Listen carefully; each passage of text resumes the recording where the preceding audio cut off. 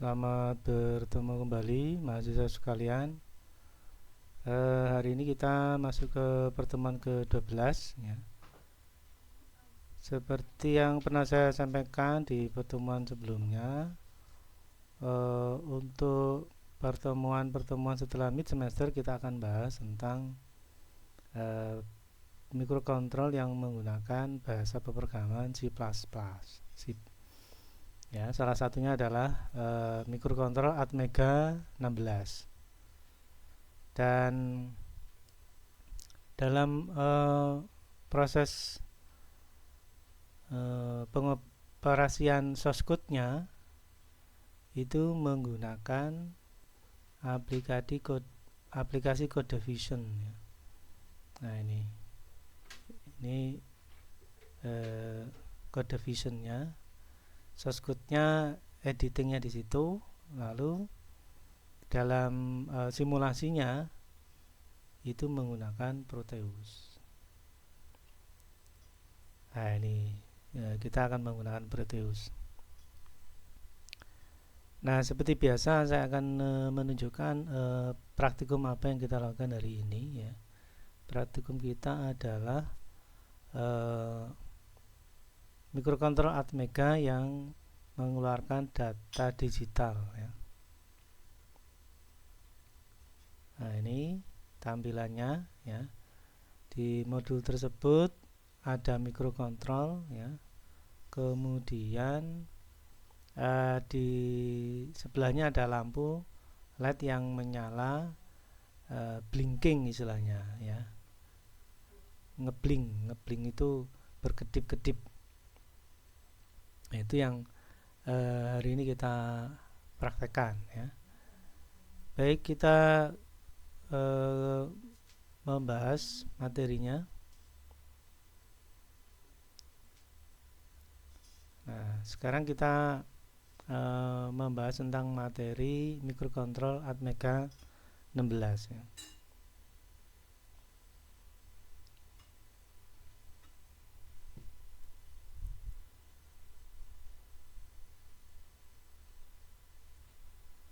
Nah, microcontroller ya, perusahaan yang mengembangkan microcontroller adalah Atmel yang memproduksi microcontroller AT89C51 dan Atmega 16 ya, seperti diilustrasikan pada tampilan ya, sebelah kanan ya, itu ada Atmega 16 dan sebelah kiri adalah AT89C51. Nah, yang kita pelajari beberapa minggu yang lalu itu adalah AT89C51, produknya Atmel dengan bahasa pemrograman assembler ya.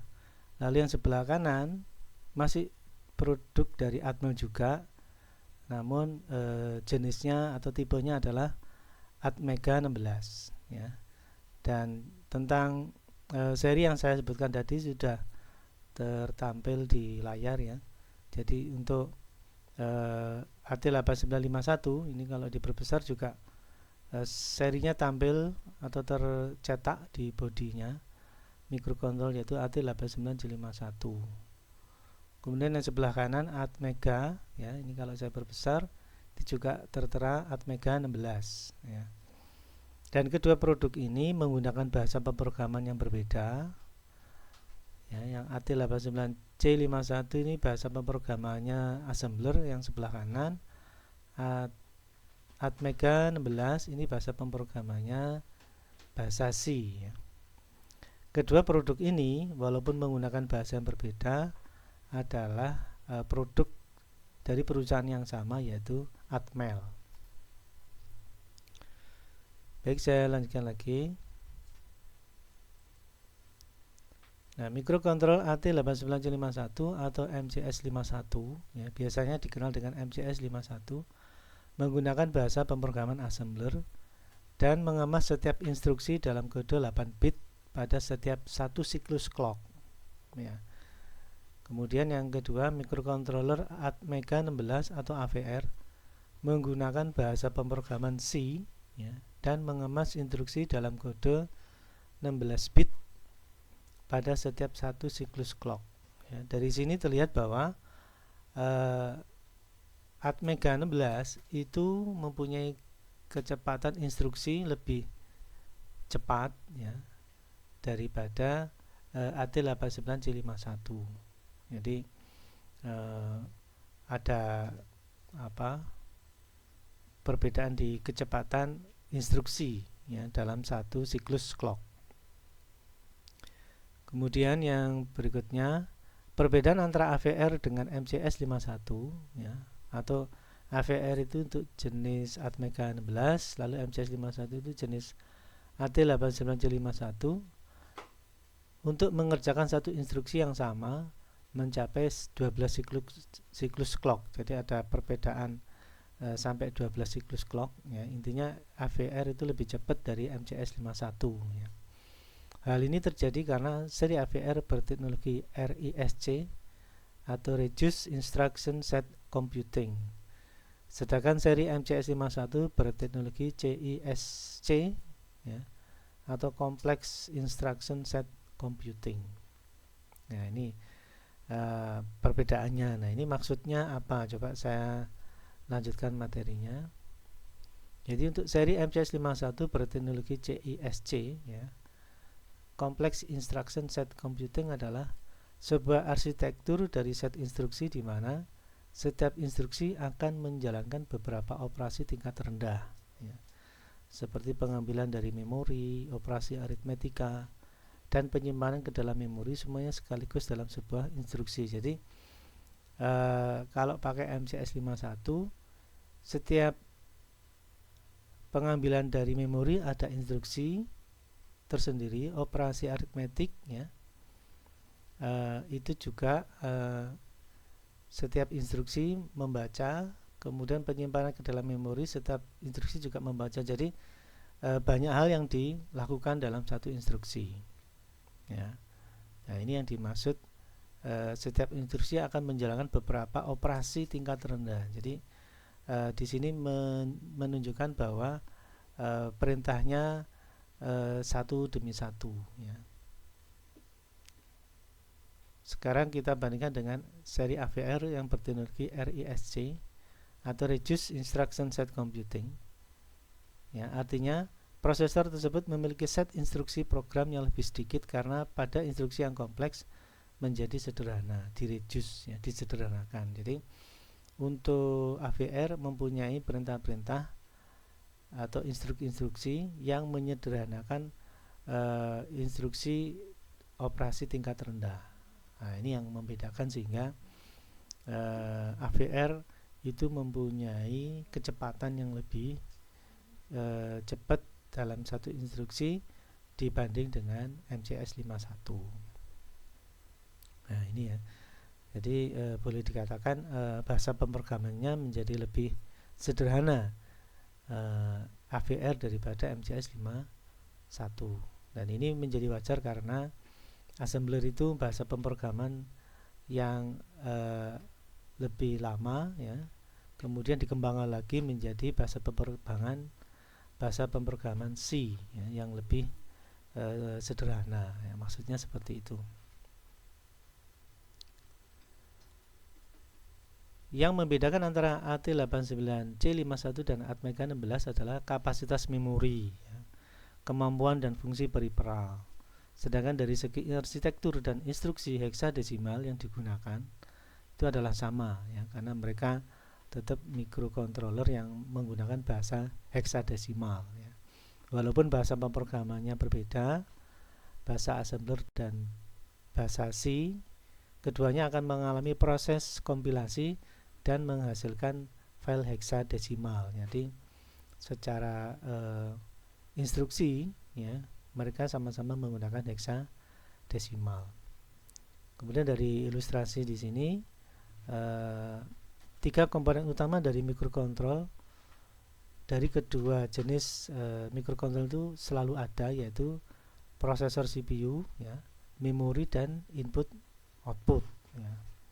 Yang mana input output itu dikemas dalam port, dalam beberapa port ya. Baik, saya lanjutkan materinya. Arsitektur microcontroller ya. Untuk mikrokontrol kebanyakan sama ya. Jadi ada prosesor, ada RAM, lalu ada port A ya, ada port B, ada port C ya. Biasanya ada lagi tambahan port D ya. Nah, yang mana ini kesemuanya selalu ada CPU, RAM, dan port input output ya di sini. Baik, saya lanjutkan lagi. Nah, ini adalah Atmega pins ya, pin-pin yang ada dalam Atmega. Di gambar sebelah kiri ada gambar Atmega 16 yang mana pinnya ada 40 ya. 20 pin sebelah kiri dan 20 pin sebelah kanan. Nah, ini secara jumlah pin sama dengan AT8951. Nah, tentunya posisi VCC dan ground yang berbeda ya. Secara sederhana di sini saya rangkumkan ya. VCC itu pin 10 untuk catu daya 5 volt. Ground itu pin 11 dan 31 merupakan pin ground ya. Port A itu pin 33 sampai 40 dan ini juga sekaligus selain pin input output juga sekaligus masukkan analog to digital converter. Nah, ini yang berbeda dengan AT8951. Kalau AT891 untuk mengoperasikan ADC harus tambah modul tambahan, modul eksternal. Kemudian port B pin 1 sampai pin 8 merupakan pin input dan output dua arah. Kemudian port C pin 22 sampai 29 ini juga pin input dan output dua arah. Lalu port D pin 14 sampai dengan 21 merupakan pin input dan output dua arah. Berikutnya pin 9 adalah reset untuk mereset microcontroller ya. Posisinya di pin 9. Jadi kalau ini reset ya, ini pin 9 ini. Lalu Xtal 1 dan Xtal 2 itu adalah pin kristal di pin 12 dan 13 ya. Kemudian AVCC ya, pin 30 merupakan pin untuk masukkan tegangan ya, input tegangan untuk fungsi sebagai analog to digital converter ya. Jadi pin 30 sebagai input tegangan atau input analog ya. Itu adalah pin 30. Kemudian RF pada pin 32 ini diperlukan untuk setting tegangan referensi itu apabila Atmega 16 difungsikan sebagai analog to digital converter. Nah, itu yang menjadi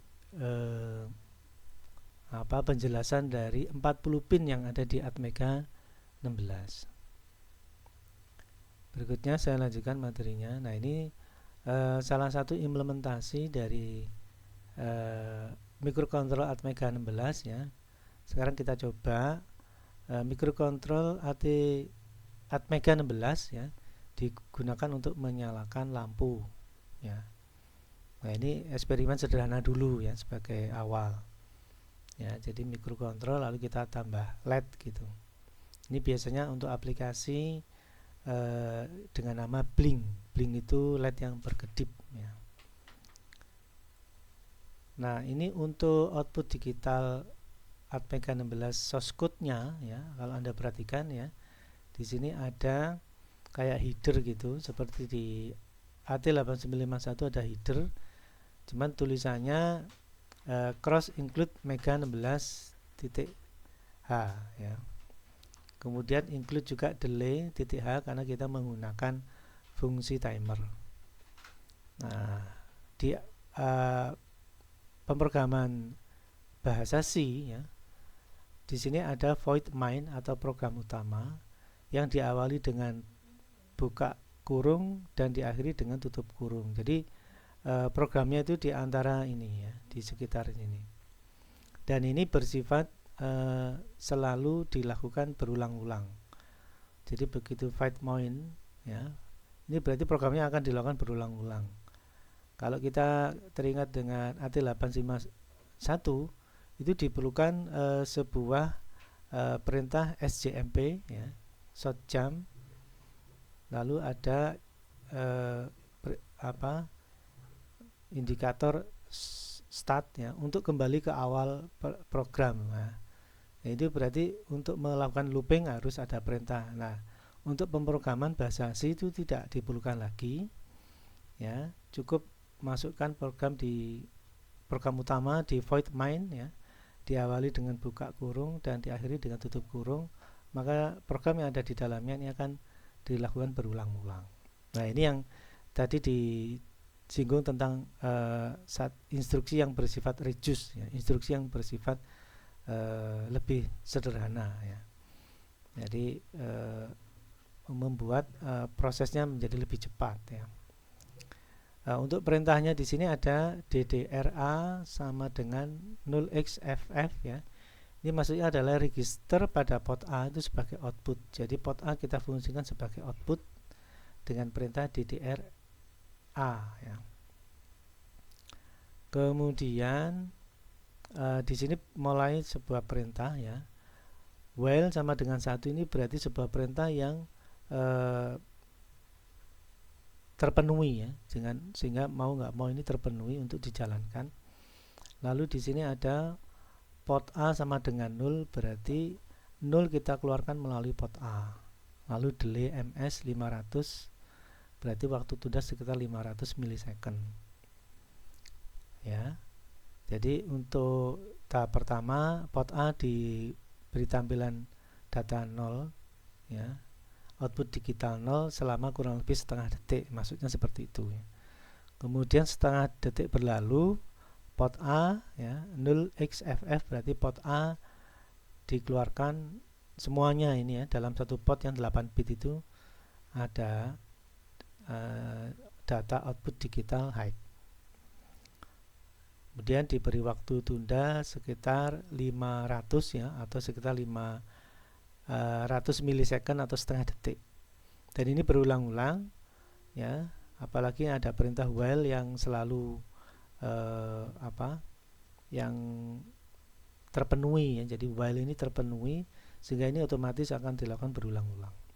Nah, dari sini terlihat bahwa maksudnya program adalah port A diberi data 0 selama setengah detik, lalu berikutnya adalah port A diberi data 1, ya, selama setengah detik, dan ini berulang-ulang. Ya, maksudnya seperti itu. Nah, untuk Atmega 16 ini karena menggunakan bahasa C, ya, maka bisa kita uji menggunakan source code-nya ini menggunakan kode vision, ya, untuk evaluasi. Ya, kalau di AT8951 adalah top view simulator, jadi perlu disimulasikan dulu, ya. Baik, saya lanjutkan lagi. Nah, ini simulasinya pakai kode vision AVR. Nah, tampilannya adalah coba saya tampilkan. Nah, ini, ya, di sini kalau Anda lihat di sini seperti yang tadi saya tampilkan, source code-nya ada include Mega 16, ya. Kemudian ada include lagi delay titik exa. Nah, ini adalah sebuah perintah-perintah yang bersifat instan, ya, sehingga untuk waktu tunda delay ini tidak perlu dibuat sebuah subroutine yang melakukan waktu tunda, nggak perlu, ya, karena sudah disederhanakan menggunakan include delay titik h, ya, titik hexa. Nah, ini yang membedakan dengan AT8951, ya. Kemudian langsung diperintahnya pada void main void, ya. Jadi ada port A itu dikondisikan sebagai output, ya. Kemudian langsung di program utamanya port A diisi 0, ya, selama setengah detik. Kemudian port A diisi 1 selama setengah detik, dan ini dilakukan berulang-ulang ya, dilakukan berulang-ulang. Nah, ini tentunya perlu kita uji source code-nya ini ya. Maka kita melakukan proses kompilasi namanya. Ya, jadi kalau misalkan Anda di top simulator juga ada kompilasi. Nah, di Code Vision AVR ini juga ada kompilasi ya. Jadi di sini ada setelah disimpan save all ya, lalu di sini ada menu project, lalu build up ya, build all ya. Nah, ini tampilan bahwa simulasi kompilasinya sudah berhasil gitu ya istilahnya ya. Jadi di sini coba ini saya tampilkan.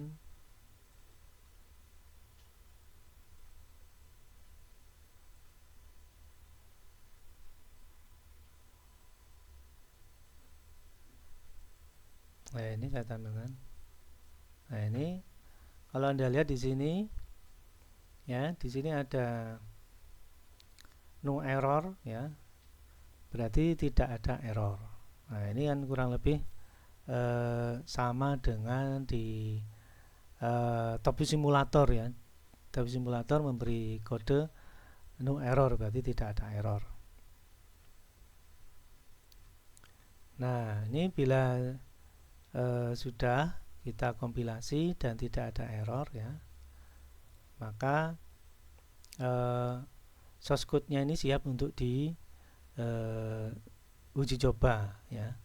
Cuman kalau Code Vision ini simulasinya perlu perangkat yang lain ya, perlu aplikasi yang lain, yaitu Proteus ya. Coba ini saya tampilkan Proteusnya. Nah, ini Proteusnya. Ya, di sini ada komponen Atmega 16 ya, beserta kristal dan restartnya ini ya. Kemudian di sini ada LED yang kita gunakan untuk media output ya. Di sini pada port A kita keluarkan data digital ya, high dan low, untuk membuat lampu menyala dan mati atau blink. Nah, ini memang eksperimen kita. Nah, untuk mencoba berarti kita sudah melakukan kompilasi pada program Code Vision. Nah, sekarang pada Proteus kita buka file tersebut ya. Jadi kita buka.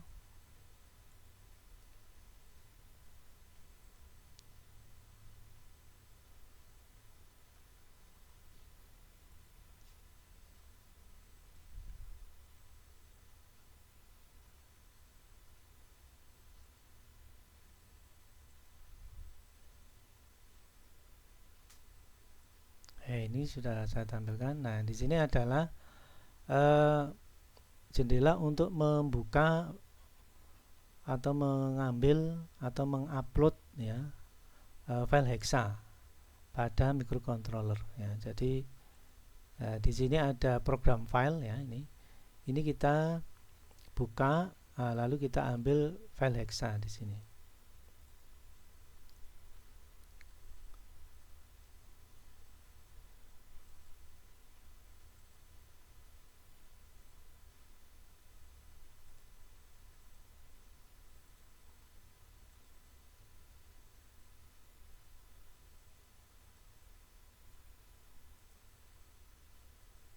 Coba ini saya tampilkan.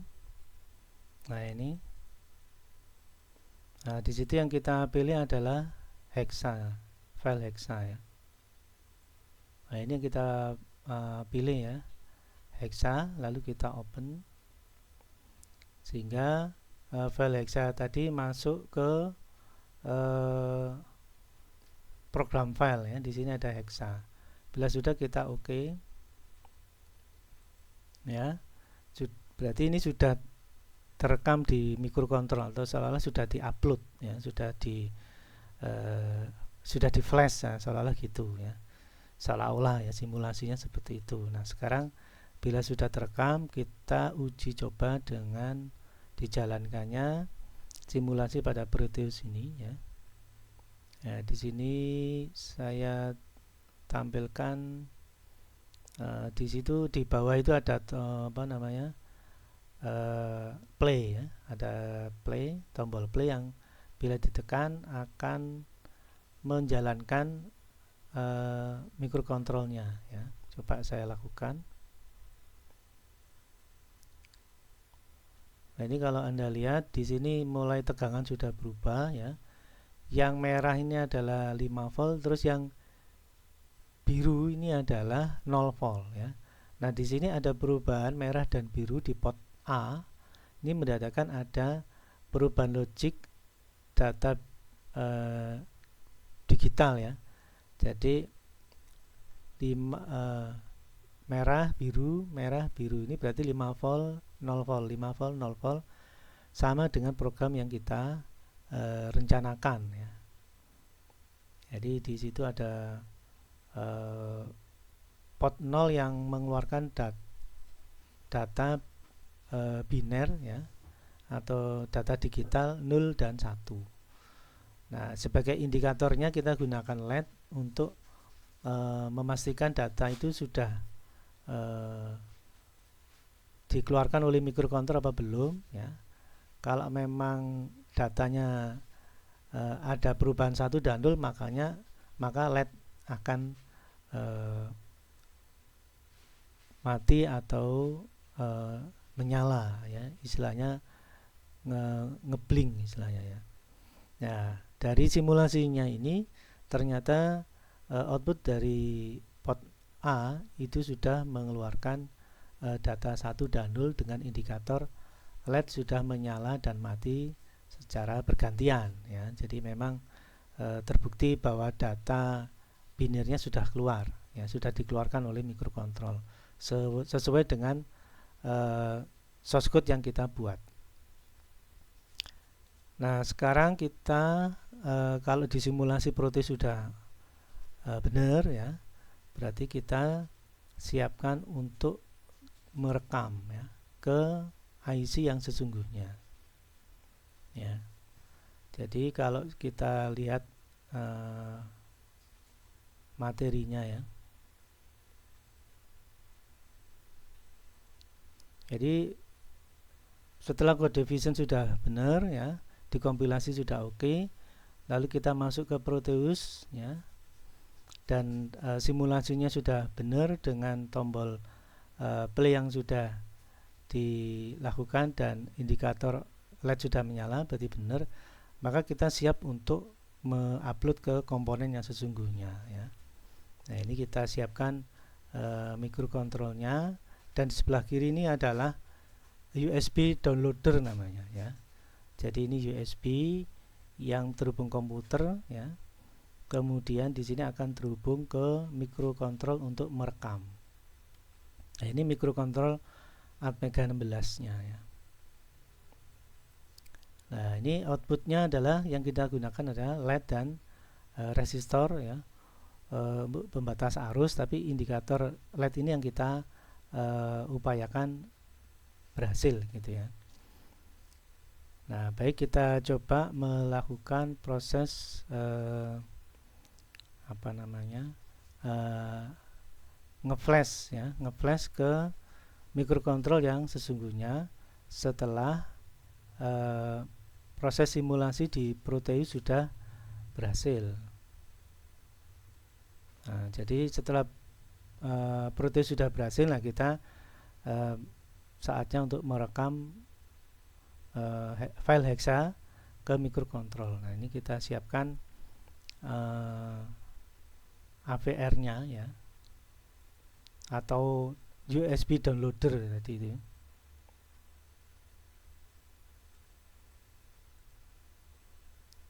Nah ini saya tampilkan aplikasinya. Nah ini aplikasinya ya.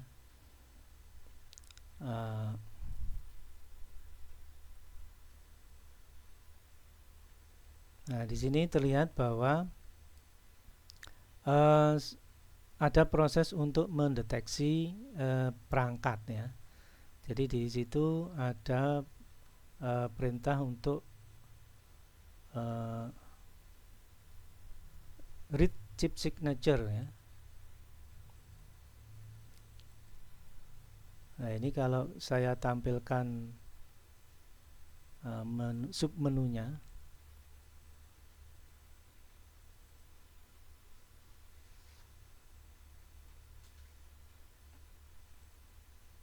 Nah ini Anda lihat di sini the chip signature-nya sudah kedetek serinya ya. 0x1E9403 ini seri dari chipnya. Nah apabila sudah, kita memanggil atau membuka file hexa untuk melakukan flash ya. Di sini ada F untuk ini namanya untuk ngeflash ya. Nah, ini untuk memanggil hexanya. Nah ini adalah file hexa yang kita akan rekam ke ini file hexa yang kita akan rekam ke IC Atmega 16 ya. Kita open. Nah ini kita selanjutnya adalah menekan auto program ya. Di sini ada terlihat filenya ya. Jadi ini ada let on hex ya di sini. Ready. Nah ini untuk merekamnya kita cukup menekan auto program, maka akan terekam ke microcontrol yang sudah disiapkan ya. Nah bila sudah terekam ya, proses kita sudah hampir selesai, kita tinggal melihat hasil yang ditampilkan oleh microcontrol ya. Coba ini saya tampilkan microcontrolnya yang kita sudah pasang LED ya, LED.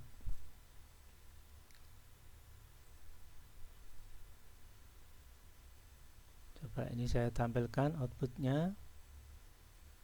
Nah ini ya, ini hasil dari proses flash AVR downloader atau USB downloader ke microcontrol Atmega 16 ya. Seperti yang tampil di layar, LED akan menyala dan mati secara bergantian. Ini persis seperti simulasi yang kita peroleh saat menggunakan Proteus ya. Jadi kalau di Proteus itu sudah benar, programnya sudah benar, maka setelah diupload, setelah di flash ke microcontrol ya hasilnya akan sama. Nah itulah yang kita bahas hari ini ya, tentang